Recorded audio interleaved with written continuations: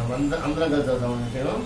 మనమందరమును ముసుగులేని ముఖముతో ప్రభు యొక్క మహిమను అద్దం వల్లే ప్రతింపజేస్తూ మహిమ నుండి అధిక మహిమను పొందుతూ ప్రభువుకు ఆత్మ చేత ఆపలుగానే మార్చుతున్నాము.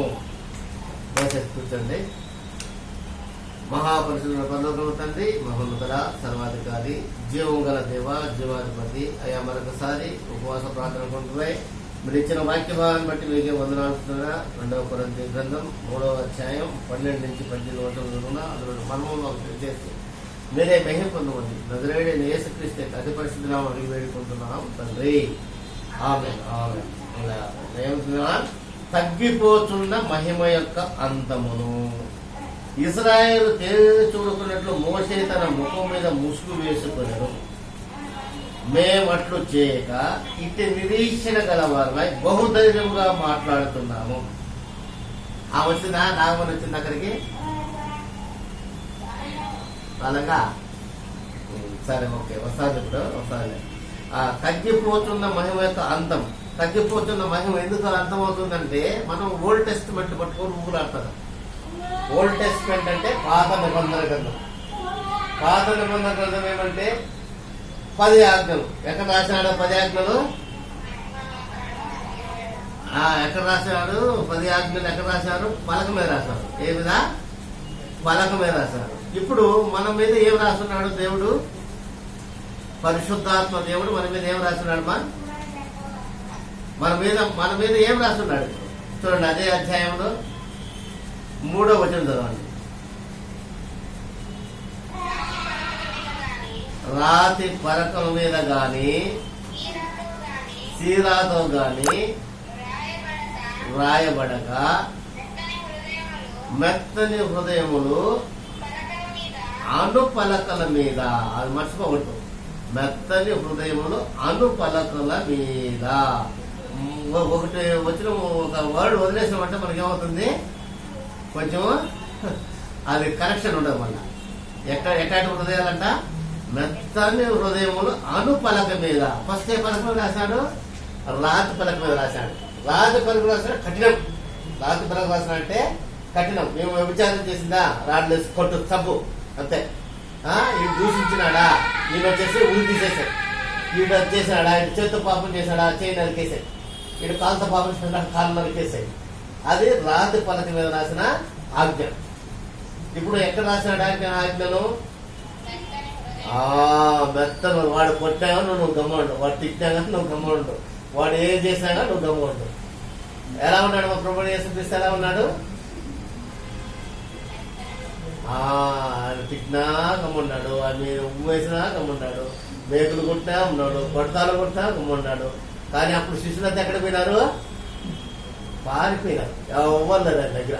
ఎవ్వరు లేరు. కొట్టేటప్పుడు లేరు, ఆయన తీసుకుని చేయలేసేప్పుడు లేరు, ఆయన ట్రైనింగ్ అంటే న్యాయాధిపతులు లేరు, ఎక్కడా లేరు మనుషులు.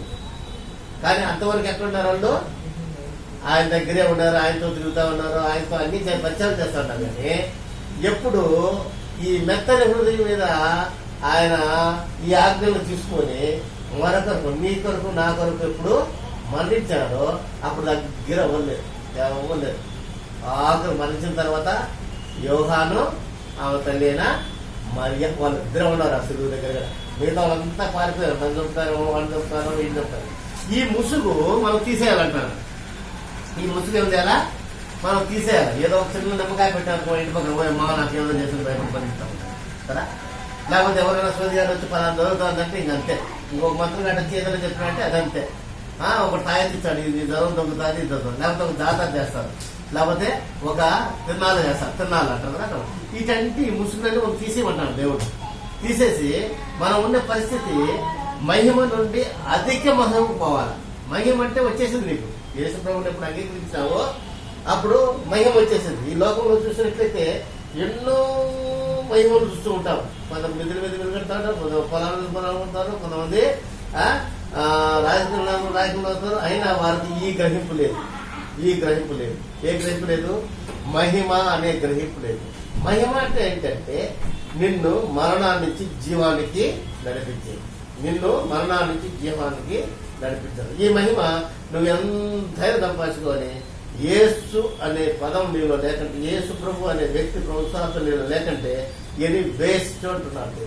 ఎనీ వేస్ట్ అంటున్నాడు. ఎనీ వేస్ట్, తినేదానికి, కుదేదానికి, ఆశించడానికి అన్నీ ఉంటాయి. కానీ మనము ఈ మహిమను గ్రహించలేకపోతే మనము వేస్ట్. ఈ మహిమ నుండి మనం ఏం చేయాలంట? అధిక మహిమ పోవాలా. అధిక మహిమ అంటే కదా మన ప్రాత నిబంధన గ్రంథంలో రాసిన కట్టడలు గట్టలు అని ఎక్కడ కొట్టేశాడు మన ప్రభు యేసుక్రీస్తు? శిలువ మీద కొట్టేశాడు. శిలువ మీద కొట్టేశాడు. ఏమంటాం దావీదు చూసినట్లయితే ఎన్ని పాపాలు చేశాడమ్మా? 10 ఆజ్ఞల్లో. దావీదు చూసినట్లయితే 10 ఆజ్ఞల్లో ఎన్ని పాపాలు చేశాడు చూద్దారండి. ఏం పాపాలు చేశాడు? నిర్గమకాండం 20వ అధ్యాయం, నిర్గమకాండం 20వ అధ్యాయం మొట్టమొదటి పాపం ఏం చేశాడమ్మా? 17వ చదవండి. నీ పురుగు వారి ఇల్లు ఆశింపకూడదు, నీ పొరుగు వారి భార్య నేను, అతని దాసినైనను, అతని ఎద్దునైనను,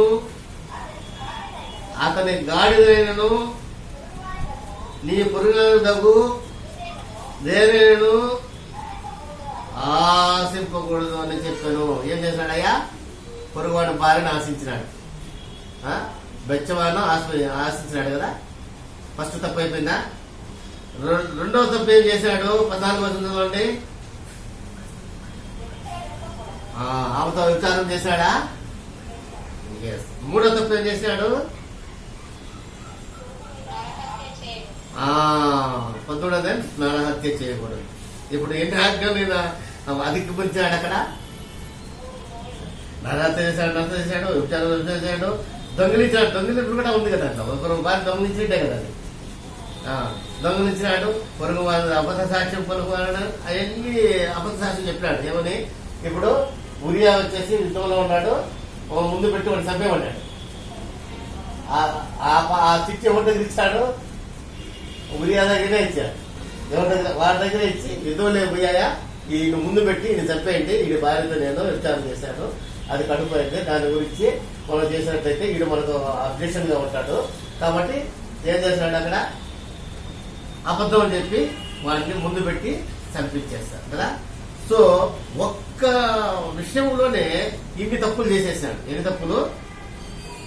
అన్ని మానవ శరీరంలో చేయాల్సిన తప్పులు చేసేసాడు. దేవుని సంబంధించినవి ఉన్నాయి ఆయన దగ్గర. దేవుని సంబంధించి ఉన్నాయి. నేను తప్ప ఏదో దేవుడు అని చెప్పి ఆయన గట్టిగా నమ్మినాడు. దేవుడి మీద ఆధారపడ్డాడు. ఆయన పైన ఆకాశం మీద కానీ కింద భూమి మీద కానీ ఏ దోపులు చేసి విగ్రహాలను చేయలేదు. ఇంకేం చేశాడు? దేవుడు రోషం కలిగి ఉన్నాడు కాబట్టి ఆయన దగ్గరే ఉన్నాడు. కాబట్టి నీ దేవుడు నామం వ్యక్తంగా ఉచ్చరించలేదు అనమాట. కానీ ఈ యొక్క సాతాను క్రియ వల్ల ఇన్ని తప్పులు చేశాడు. నరహత్య చేశాడు, విభజించినాడు, దొంగలించినాడు, పొరుగువారి మీద అబద్ధసాక్ష్యం, పొరుగువారి ఇల్లు ఆశించినాడు, పొరుగువారి భార్యను ఆశించినాడు, అన్ని చేశాడు. కానీ ఈ ఒక్క విషయంలో తప్ప మళ్ళా వేరే పాపం జరిగిందని బైబిల్ గ్రంథం మనకు చదివిస్తుంది కదా. కాబట్టి ఎంతటి పాపినైనా దేవుడు వచ్చేసి ఏం చేశాడు? అక్కడ రక్షించాడు. నూతన గ్రంథంలో ఎంతటి విచారివా? No problem. నువ్వు దొంగవా? No problem. నువ్వు అబద్ధికుడివా? No problem. నువ్వు హంతకుడివా? No problem. రా నా దగ్గరికి రా. నీ యొక్క పాపము వెంపుగా రెడ్డమైనను అవి తెల్లనిగా మార్చే శక్తి మన ప్రభు అయిన యేసుక్రీస్తులో ఉంది. ఈ సత్యాన్ని, ఈ ముసుగును మనము కనుక్కోవాలి. అప్పుడే అధిక మహిమ నుండి మహిమ నుండి అధిక మహిమ వరకు ఏం చేస్తాం? ఆ ప్రభు యొక్క ఆత్మ ఎక్కడ ఉండును అక్కడ స్వతంత్రం ఉండును. మనందరం ముసుగు లేని ముఖముతో ప్రభు యొక్క మహిమను అర్థం వలె పలుంపజేస్తూ మహిమ నుండి అధిక మహిమను పొందుతూ ప్రభు ఆత్మచేత ఆ పోలికగానే మార్చబడుతున్నాము. ఇప్పుడు మన లోకంలో చూసినప్పుడు, పొరుగు వాళ్ళని చూసినప్పుడు మీరు అసహ్యపడకూడదమ్మా. అన్ని జనంలో ఉన్న వాళ్ళలో ఎంతో మంది భక్తి గల వారు కలరు, ఎంతో మంది అతి భక్తి గల వాళ్ళు కలరు. కానీ దేవుడు ఏర్పాటు చేసిన దినం వరకు వారి యొక్క ముసుగు వాళ్ళ కనుమన్నంత వరకు యేసు ప్రభువును ఎవరు నమ్మరు. అదే ఇరుకైన మార్గం. యేసుని ఎరుగుటియే నిత్య జీవము, యేసుని ఎరుగుటియే నిత్య జీవము, యేసుని ఎరగకపోతే నిత్య నరకము. ఈ రెండు పదాలు నువ్వు ఎప్పుడు నీ హృదయంలో, నీ మెత్తని హృదయంలో ఏం చేయాలా? రాసుకొని ఉండాలి. యేసుని ఎరుగుటియే నిత్య జీవము, యేసుని ఎరగకపోతే నిత్య నరకము. ఇది ఎవరికైనా వర్తిస్తుంది. అందుకే క్రీస్తు శకము, క్రీస్తు పూర్వమని మన మధ్య ఉన్నది. అందుకే నేనే మార్గమును, నేనే సత్యమును, నేనే జీవమును అని చెప్పాను. నేనే అంటే మొదలు ఏంటి? ఇప్పుడు సపోజ్ మీరు మీ ఇంట్లో పనుకోండి అనుకోండి, మీ తండ్రి వచ్చి తలుపు తట్టినాడు, వార్తలు చెప్పండి. అప్పుడు ఎవరండి మీరు అంటారు కదా. అప్పుడు ఏం చెప్తాడు ఆయన? నేను మల్లికార్జును, నేను అంటాడా? నేనే అంటాడా? నేనే అంటానే ఆ స్వరంతోనే తెలిసిపోతుంది. ఓహో, నా తండ్రి వచ్చినాడు కాబట్టి నేను వాక్యం చేయాలి. అలాగే ప్రభు అయిన యేసు ప్రభు నేనే దేవుడు అని చెప్పుకునే విషయంలో ఎటువంటి నామోషి ఉండకూడదు, ఎటువంటి అనుమానం ఉండకూడదు. అటువంటి అనుమానం లేకుండా చూస్తే నువ్వేం చేస్తావు? నువ్వు నేను మహిమ నుండి అధిక మహిమకు మనం ఏం చేస్తాము? నడిపింపబడతాం. ఎవరు వల్ల నడిపించుకుంటాం? ప్రభు అయిన యేసుక్రీస్తు వల్లే నడుపుకుంటాం. అందువల్లనే ఎక్కడైతే ప్రభు అయిన యేసుక్రీస్తు ఉన్నాడో అక్కడ ఫుల్ స్వాతంత్రం ఉంది. అయ్యా రాయా జాతరకు అంటే నేను రానుకుంటాం, అయ్యా రాయా తిన్నారని నేను రానుకో, అయ్యి మనకు సంబంధం లేదులే అంటాం. ఇప్పుడు ఎవరు నడిపిస్తాను? నేను ప్రభు అయిన ఆత్మ, ప్రభు అయిన యేసుక్రీస్తు నడిపిస్తున్నాడు కాబట్టి నువ్వు వాటికి దూరంగా ఉంటావు. అప్పుడు వాళ్ళు అనుకుంటారు, ఒరే ఎన్ని నిష్ప్రయోజనములు ఈ జాతరలు, ఏంటి ఈ తిన్నాళ్ళు, ఎన్ని నిష్ప్రయోజనములు, వీటికి మనం ఎందుకు ఇంతవరకు చేస్తాం? జీవము గల దేవుణ్ణి మనం రుచించాలని చెప్పేసి ప్రతి ఒక్కరిని మనం చూస్తాం. చెప్పమ్మా, వచ్చిందా ఆయన్ని? కూర్చోండి, అక్కడ కూర్చోండి, చెప్పాను. సువార్త కూడా చెప్తాను ఇప్పుడు ఒక 2 నిమిషాల్లో. కావున ప్రభు అయిన యేసుక్రీస్తును నువ్వు నమ్మినేలా ఆయన మహిమను నువ్వు చూస్తావు. ఎప్పుడు ఆయన మహిమను నువ్వు చూస్తావో ఆయన మహిమతోనే నువ్వు రోజు దినదినము వాక్యములు అభివృద్ధి పొందినట్లయితే, ఆ వాక్యములను పట్టుకున్నట్లయితే నీ సమస్యలు తీరుతాయి. నీ యొక్క ప్రతి అనుకూల ఆరోగ్యం కుదురుపడుతుంది. నీ యొక్క ప్రతి విషయము నువ్వేం చేస్తావో ఆయనను వెంబడిస్తావు. ఫస్ట్ నీకేం చేయాలా? నీ యొక్క మెత్తని హృదయాన్ని ఆయనకి ఇవ్వాలి. బస్ అంతే. మిగతా ఆయన చూసుకుంటాడు. ఏం చేయాలంటే బట్టలు మార్చాలన్నా, ఇండు మార్చాలన్నా, లేకపోతే నీ యొక్క ఆరోగ్య స్థితిని మార్చాలన్నా, నీ కుటుంబమును మార్చాలన్నా, అలాగే ప్రతి ఒక్కరిని ఏం చేస్తారు? మీరు మార్చగలుగుతారు. ఎవరు మార్చేది? ప్రభు అయిన యేసుక్రీస్తు. అక్కడ ఏముంది? నీకు స్వతంత్రం ఉందంట. చదవమ్మ 17వ వచనం. ప్రభువే ఆత్మ, ప్రభు యొక్క ఆత్మ ఎక్కడ ఉండదో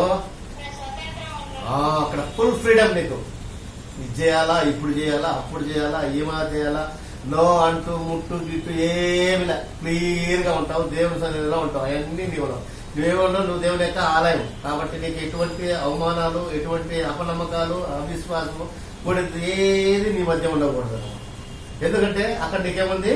స్వతంత్రం ఉంది. నువ్వు ఎటువంటి పరిస్థితుల్లో నువ్వు దేవాలయానికి రావచ్చు. నువ్వు ఎటువంటి పరిస్థితుల్లో నువ్వు దేవునికి ప్రార్థన చేయొచ్చు. నువ్వు ఆ సాకు పెట్టి ఈ సాకు పెట్టి మన మందిరంలో చాలా మంది చూస్తాం కదా. మనం చూసినప్పుడు ఏం చేస్తాను? అయ్యా నేను స్నానం చేయలేదు, నేను మందిరానికి పోను. స్నానం మట్టం రాదు. నీ హృదయం కరెక్ట్గా నువ్వు స్నానం చేయకపోతే మందిరానికి రా. అయ్యా నేను వచ్చేసి పలానా కడగా ఉన్నాను, నేను రాలేనంట. అదేం అడ్డం రాదు. నువ్వు మనిషిలో నీ హృదయంలో దేవుని నమ్మినావా, దేవుని విశ్వసించినావా, స్వయంగా నువ్వు వచ్చేసి కూతురికి ఏ ప్రాబ్లం లేదు. కాబట్టి ఇటువంటి లోక మర్యాదను మనం విడిచిపెట్టాలి. ఏంటి లోక మర్యాదను మనం విడిచిపెట్టాలి. రోమీయులకు రాసిన పత్రిక 12వ అధ్యాయం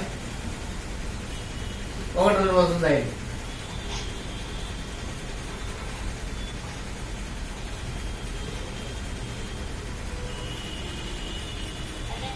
12వ మొదటి 2వ వచనం. కాబట్టి సహోదరులారా, పరిశుద్ధమును దేవునికి అనుకూలమైన సజీవ యాగముగా మీ శరీరములను ఆయనకు సమర్పించుడని దేవుని వాక్యమును బట్టి మిమ్మల్ని బ్రతిమాలుకుంటున్నాను. ఈ సేవ మీకు యుక్తమైనది. మీరు ఈ లోక మర్యాదను అనుసరింపక ఉత్తమమును అనుకూలమును సంపూర్ణమైన దేవుని చిత్తమేదో పరీక్షించి తెలుసుకున్నట్లు మీ మనసు మారి నూతనమవటం వలన రూపాంతరం పొందింది. చూసారు ఎంత క్లియర్ గా రాశారు.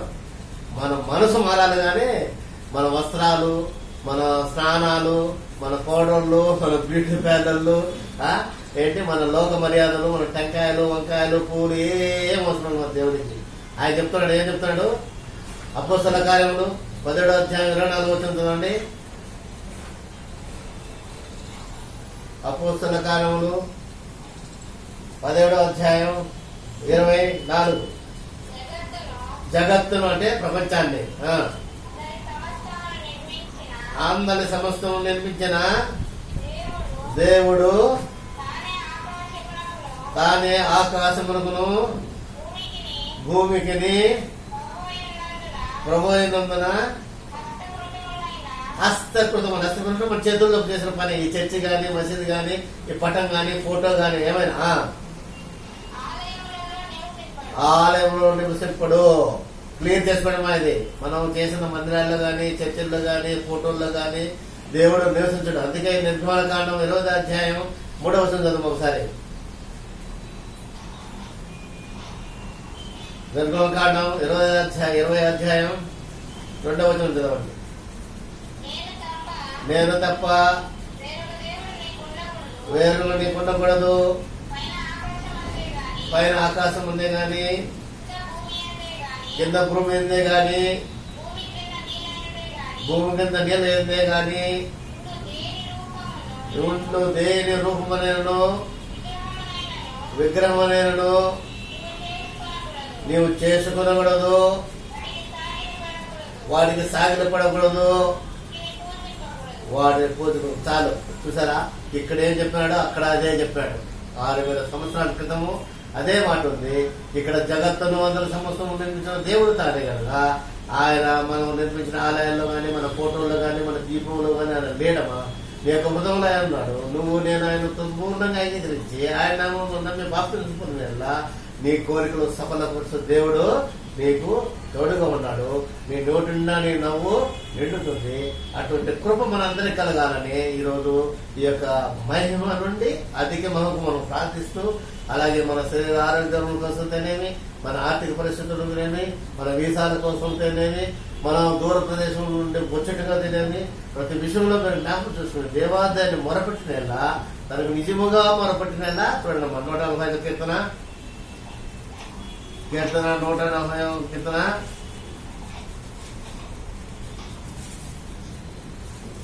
కీర్తన గ్రంథం 145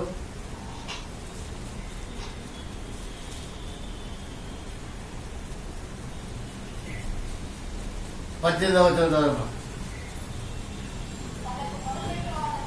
తనకు మొరపెట్టు వారందరికీ, తనకు నిజముగా మొరపెట్టే వాళ్ళు కొంతమంది, అబద్ధంగా మొరపెట్టే వాళ్ళు కూడా కొంతమంది ఉన్నారని. అందుకే ఇక్కడ తనకు నిజముగా మొరపెట్టే వారందరికీ యెహోవా సమీపంగా ఉన్నాడు. తన భయభక్తులు గల వారి కోరిక చాలు. తన ఎందుకు భయభక్తులు ఉండాలా, ఆయనకు నిజముగా మొరపెట్టాలా, అబద్ధంగా మొరపెట్టుకుంటూ నీ విషయాలు ఏదైనా తేటగా నువ్వే డైరెక్ట్ గా మాట్లాడచ్చు. ఏ పాస్టర్ అవసరం లేదు, మధ్యలో ఏ ప్రబోధకుడు అవసరం లేదు. యేసు ప్రభువు మనిషికి దేవునికి మధ్యవర్తి కనుక ఆయనతో మాట్లాడినట్లయితే ఆయన నేరుగా తెచ్చిపోతాడు. ఏ అన్న ప్రభు ఏమన్నా అవసరం లేదు. కానీ వారు చెప్పడం వినకూడదని నేను చెప్పడం లేదు. కానీ మన మధ్య ఉండే గోడ తొలగించారు. ఈ పూజారులు అవసరం లేదు, ఈ పాస్టర్లు అవసరం లేదు, వీళ్ళు అవసరం లేదు. నీకు నిజముగా మొరపెట్టితే దేవాదేవుడికి డైరెక్ట్ గా నువ్వు మొరపెట్టుకోవచ్చు. అటువంటి సులభమైన మార్గాన్ని మనకు దయచేశాడు. హృదయం మెత్తని మృదుమైన పలకలో ఆయన నామం చెక్కించుకో. అయ్యా యేసు నేను పాపనయ్యా నన్ను రక్షించు అని నమ్మి విశ్వసించి బాప్తిస్మం పొంది నువ్వు రక్షణ పడదు. నువ్వు మరణించినా కానీ మరణించవు. మరణించగా యేసు ప్రభు తిరిగినానే ఉండు నువ్వు ఇక ఎన్నటికీ మరణించమని చెప్పి దేవుని వాక్యం నీతో నాతో మాట్లాడుతుంది. కాబట్టి అటు కృప మనందరికీ కలుగును కాబట్టి ప్రతి ఒక్కరూ క్లుప్తంగా ప్రార్థన చేసుకొని ఈ వాక్యాన్ని ధ్యానించుకుంటూ వేరే మహిమ పొందమని నజరేయుడైన యేసుక్రీస్తు అతి పరిశుద్ధమని వేడుకుంటున్నాం తండ్రి. ఆమేన్. ఈరోజు వాక్యం ఏంటమ్మా? క్యాలెండర్ వాక్యం ఏంటి ఈరోజు? చదువు దివ్యా.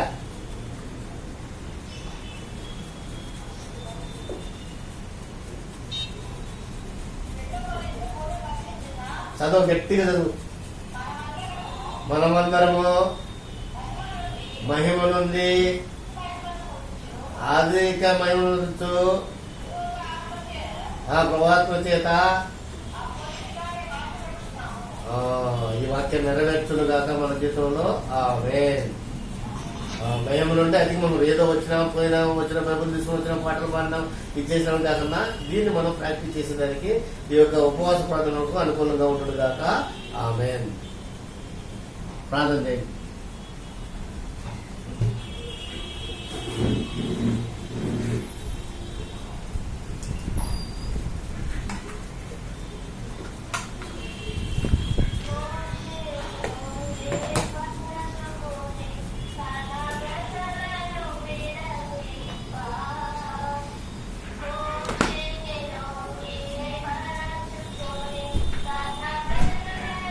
Yeah,